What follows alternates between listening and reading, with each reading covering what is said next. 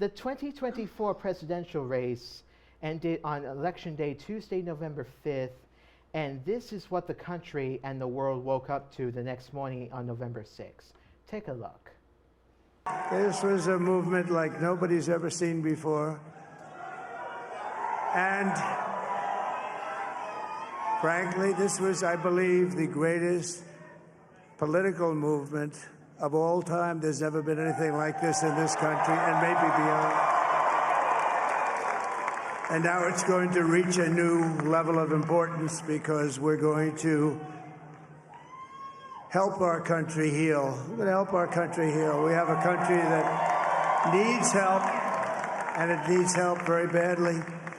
We're going to fix our borders. We're going to fix everything about our country. And we made history for a reason tonight, and the reason is going to be just that. But it's a political victory that our country has never seen before, nothing like this. I want to thank the American people for the extraordinary honor of being elected your 47th president and your 45th president.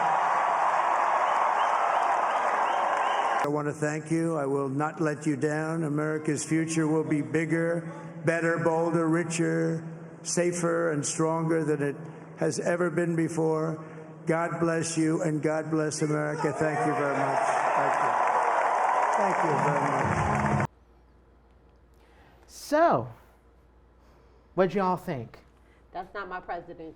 Not my president either. I mean, everyone felt the same way, obviously, and it's like, you know, I mean, listen, we live in a world where there's still democracy, but we're still trying to fight it here, and obviously, it's like we can't give up this fight any longer. It's going to take some time, and obviously, with whatever the results were, I mean, the American people have spoken. That's all I could say. And but you know what, David? I'm not to cut you off. I don't think the American people did speak, because me being a part of like a younger group and crowd and interacting with people in the community, a lot of people did not vote in this election. You know, so I didn't. I feel exactly. See, there was a lot of people that felt that both sides were wrong. Okay, there were a lot of broken promises by the Democrats that were given, and then you got a convicted felon who is running for president. So, like, people were stuck in the middle. I voted for Kamala because I wanted to see the first female president in America. But at the same time, like I said, it was so much discrepancies on both ends that some people just decided not to get involved. And that was actually the reason why I didn't vote. I just feel like people kept saying, pick the lesser evil. In my opinion, there is no lesser evil. One is a liar and one literally is a convicted felon, like she said. So I just personally felt like it wasn't worth me voting. Everyone's like, it's important, but I didn't agree. So I did not. you know, yeah. Well, listen, everyone did their part. And listen, there is a historian that I want to bring up here. That his name is Alan Lichtman. He predicted that Kamala Harris was going to win here, and he goes by like the 13 points that he had, and now his percentage rate just dropped from like in the 90s to now the 80s after what happened for this election, and you know, and I hate what, and let me bring up the 13 points he used, or he used 13 keys. Or like the big true or false questions. The keys include whether the House party gains seats during the midterm elections, the sitting president is running for election, White House party is avoiding a primary cost, there's a third party challenger, the short-term economy is strong, the long-term economic growth has been good as the last two terms, and there's a lot of key terms basically, and one of them has like the White House has a foreign policy success here, and the way he picked Kamala Harris, he said he went by the 8 keys that are in favor of Harris, while there were only 3 in favor of you-know-who here. I still refuse to say his name. But if everybody would have voted, not taking anything away from you because you have your own views, but if everybody would have voted, Alan's predictions would have been correct.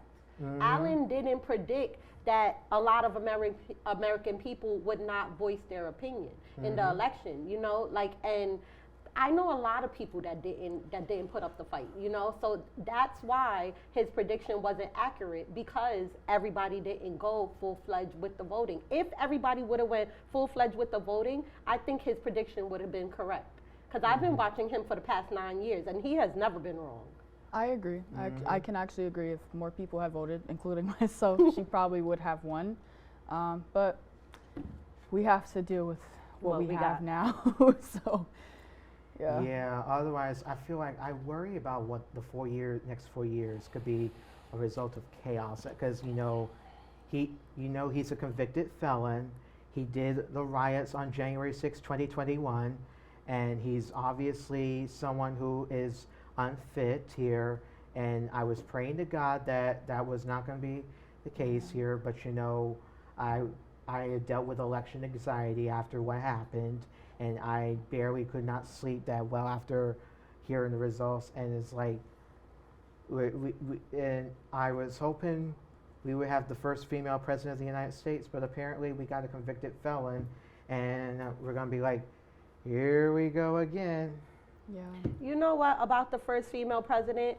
I think that if it would have been somebody different, like Michelle Obama, I think everybody would have came out and supported her. But with Kamala's background and everything, she was our vice president for so long. We never seen her.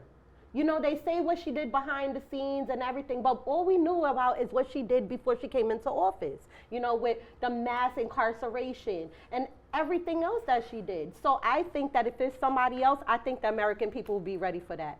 I say, Michelle Obama, put your vote in. Please. Put your ballot in for 2029, because, girl, we need you. We Yeah, do. 2028, yeah. 2028. Yes, because anything can happen for the next 4 years, and I really don't even want to think about it for sure. But but there's more to this here, so we'll be right back here. All right.